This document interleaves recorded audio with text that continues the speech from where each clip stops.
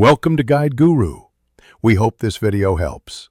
You start by verifying the essentials: device model, OS and recorder app version, so you know compatibility issues. Once done, grant microphone and storage permissions and restart the app to force a fresh permission check. Make sure to back up existing recordings to avoid data loss, then reproduce the failing scenario so you see the exact error. This initial pass narrows root causes quickly and prevents wasting time on unrelated fixes. Next, you isolate hardware versus software.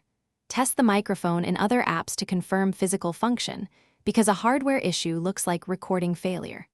Then clear the recorder's cache, reset its storage settings, or reinstall the app to remove corrupted state. Make sure to restore backups afterward. Also check the operating system and carrier for call recording restrictions that can block functionality, since policy blocks are common and require workarounds or alternative apps. To finish, you validate audio routing.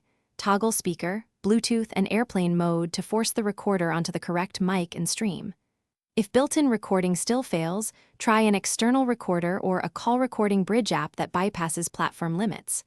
Once it works, verify file integrity and automated saves. If problems persist, capture app logs, note timestamps and error messages, then contact developer support with that data. This speeds.